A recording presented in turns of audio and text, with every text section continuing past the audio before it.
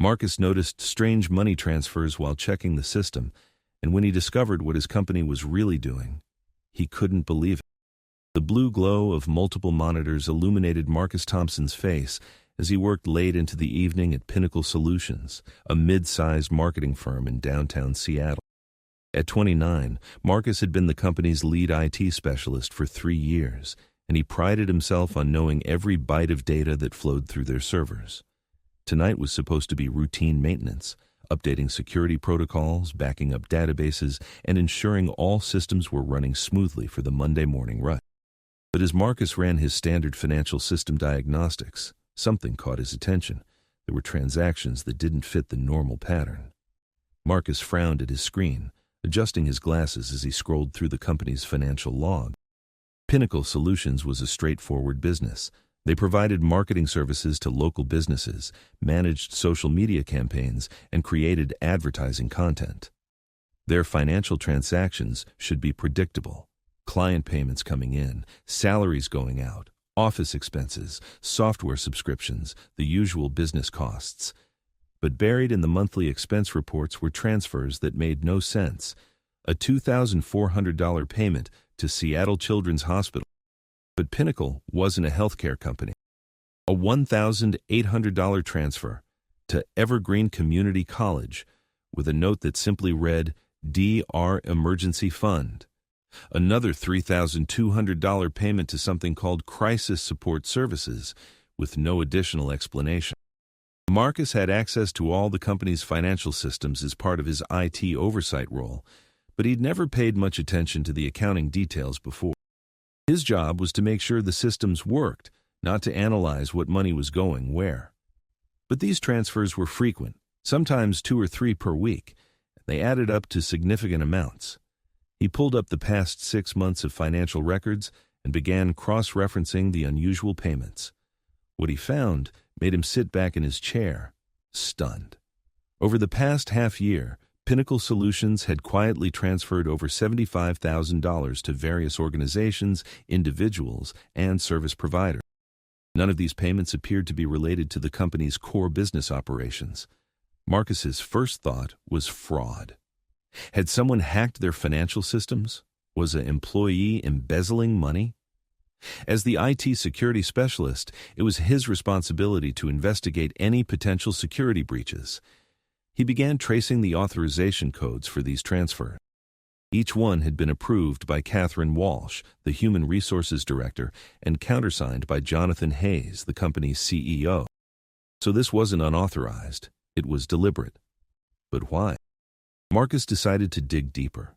He pulled up employee records and began matching names and initials to the mysterious payments. DR could be David Rodriguez, a young graphic designer who'd been with the company for 8 months. Marcus remembered David mentioning he was taking night classes to finish his degree. The payment to Seattle Children's Hospital corresponded with a date when Sarah Chen, one of their account managers, had taken an emergency leave of absence. Marcus recalled hearing through office gossip that her daughter had been hospitalized. As he continued his investigation, a pattern emerged. Every mysterious payment seemed to correspond with a personal crisis or financial emergency affecting one of Pinnacle's employees. Marcus leaned back in his chair, processing what he discovered. His company, his supposedly ordinary profit-focused marketing firm, was secretly providing financial assistance to employees in need. And they were doing it quietly, without fanfare or public recognition. The next morning, Marcus arrived at work with a mixture of curiosity and discomfort. He had stumbled upon something that felt deeply private, even though it was hidden in plain sight within the company's own financial records. David Rodriguez was at his desk when Marcus arrived, working on a logo design for a local restaurant. David was 24, fresh out of college, and always seemed to be juggling multiple responsibilities. He was talented, but quiet, the kind of employee who did excellent work without drawing much attention to himself. "Hey, David," Marcus said casually, stopping by his desk. "How are the night classes going?" David looked up, surprised that Marcus knew about his schooling. "Oh, good. Challenging, but good. I'm hoping to finish my business degree by next spring." "That's great. Must be expensive, though, juggling tuition with everything else." David's expression shifted slightly, becoming more guarded. Yeah, it's manageable. Marcus nodded and moved on, but he couldn't shake the feeling that there was more to David's story. That evening, he decided to do something he'd never done before, actually talk to Catherine Walsh about what he'd discovered. Catherine's office was on the second floor, decorated with plants and family photos that made it feel more like a living room than a corporate space. At 45, Catherine had been with Pinnacle for over a decade, and she was known for her genuine care for employee welfare. "Marcus," she said, looking up from her computer with a warm smile. "What can I do for you?" Marcus sat down across from her desk, unsure how to begin. "Catherine, I hope this doesn't come across as overstepping, but while doing system maintenance, I noticed some unusual financial transactions." Catherine's smile faded slightly, replaced by a more serious expression. "What kind of transactions?" "Payments to hospitals, schools, emergency services, things that don't seem related to our business operation." Marcus paused. "I was concerned about security, so I investigated further. The payments are all authorized by you and Jonathan, and they seem to correspond with employee personal situations." Catherine was quiet for a long moment, studying Marcus's face. Finally, she sighed. "You're very observant," she said, "and you're right. Those payments are, let's call them, Special Circumstances Fund disbursements." "Special Circumstances Fund?" Catherine stood up and walked to her window, looking out at the Seattle skyline. "Marcus, can I trust you to keep this conversation confidential?" "Of course," she turned back to him. 3 years ago, we had an employee, Jennifer, one of our copywriters, whose husband was diagnosed with cancer. They had insurance, but the copays and deductibles were crushing them financially. Jennifer was brilliant at her job, but I could see the stress eating her alive. She was working overtime to try to make ends meet, but it wasn't enough." Catherine sat back down, her expression softening with the memory. "Jonathan called me into his office one day and asked me a simple question. What good is a successful business if we can't help the people who make that success possible?" 2 weeks later, Jennifer's medical bills were paid, and she was able to focus on supporting her husband through his treatment instead of worrying about bankruptcy. Marcus felt something shift in his understanding of his workplace. "So you created a fund?" "We created a philosophy," Catherine corrected. "Jonathan believes that employees aren't just human resources. They're human beings with real lives, real problems, and real needs. When someone on our team faces a genuine emergency that threatens their stability, we quietly step in to help." "But why keep it secret?" Catherine smiled. "Because the moment you publicize charitable giving, it stops being about helping and starts being about image. We don't do this for tax breaks or public relations. We do it because it's the right thing to do." Over the next few days, Marcus found himself paying attention to his coworkers in a completely different way. He noticed things he'd never seen before, or perhaps had seen, but hadn't understood their significance. Sarah Chen had returned from her emergency leave looking exhausted but grateful. Her daughter had required surgery, and Sarah had been able to take the time she needed without worrying about lost income or mounting medical bills. David Rodriguez seemed more relaxed lately, no longer carrying the constant tension of someone juggling too many financial pressures. Marcus realized that the $1,800 payment to Evergreen Community College had likely covered David's tuition for the semester. There was Lisa Parker, a single mother in the accounting department whose car had broken down last month. Marcus remembered her mentioning that she'd been able to get it repaired much faster than expected. Now he suspected why. And Tom Bradley, one of their sales associates, whose apartment had been damaged in a water leak. Tom had been back to his usual cheerful self within a week, rather than dealing with the months of stress that kind of housing crisis usually entail. Marcus began to see Pinnacle Solutions not just as a workplace, but as a community. Jonathan Hayes wasn't just a CEO maximizing profits. He was someone who understood that business success meant nothing if the people creating that success were struggling. But Marcus's new awareness also brought a dilemma. He possessed knowledge about his co-workers' private struggles that they hadn't chosen to share with him. Sarah Chen didn't know that he knew about her daughter's medical bills. David Rodriguez had no idea that Marcus was aware of the tuition assistance. It was Catherine who helped him navigate this ethical complexity when he brought his concerns to her the following week. "You're struggling with knowing something that feels private," she observed. "Exactly. I stumbled onto this information through my job, but it's not really my business. Catherine nodded thoughtfully. You know, Marcus, discretion is one of the most undervalued skills in the modern workplace. The fact that you're concerned about your coworkers' privacy tells me a lot about your character. She paused, then continued. Let me ask you something. Now that you know about our employee assistance philosophy, how does it make you feel about working here? Marcus considered the question. It makes me proud, he said finally.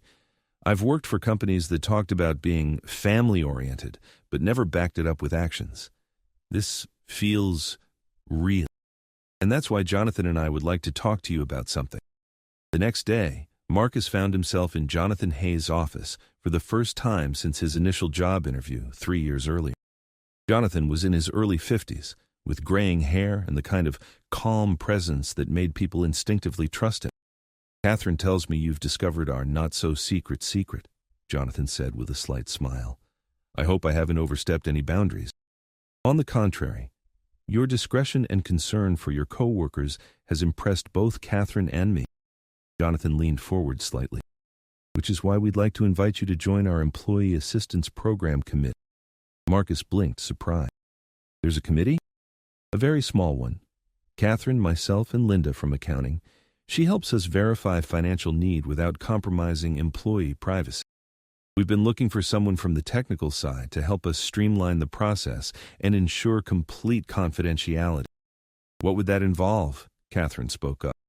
Helping us develop better systems for identifying employees who might need assistance, creating secure processes for applications and disbursements, and ensuring that all records are protected with the highest level of privacy. We're not asking you to spy on your coworkers, Jonathan clarified. We're asking you to help us build a system that allows people to seek help when they need it without fear of judgment or stigma. Marcus felt a surge of excitement mixed with responsibility. I'd be honored to help. Over the following months, Marcus worked with Catherine and Jonathan to develop what they called the Guardian Angel Protocol, a secure, anonymous system that allowed employees to request emergency assistance without having to reveal personal details to their direct supervisors or co-workers. The system Marcus designed used encrypted submissions and secure financial transfers. Employees could request help through a confidential portal, and the committee could approve and disburse funds without creating a paper trail that could compromise anyone's privacy. But more than the technical improvements, Marcus gained a new understanding of what it meant to work for a company that truly cared about its people. He watched as the emergency fund helped Rebecca Martinez, a customer service representative, when her elderly father needed expensive medication. He saw how quickly the system responded when Jake Sullivan's apartment was burglarized, helping him replace essential items without having to choose between security deposits and groceries. 6 months after his initial discovery, Marcus was working late again when he received an encrypted message through the Guardian Angel system.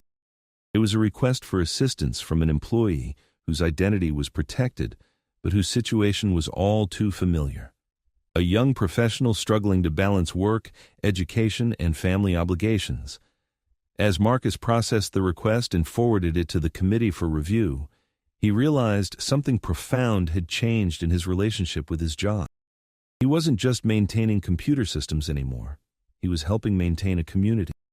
The next morning, he arrived at work to find a small envelope on his desk. Inside was a handwritten note.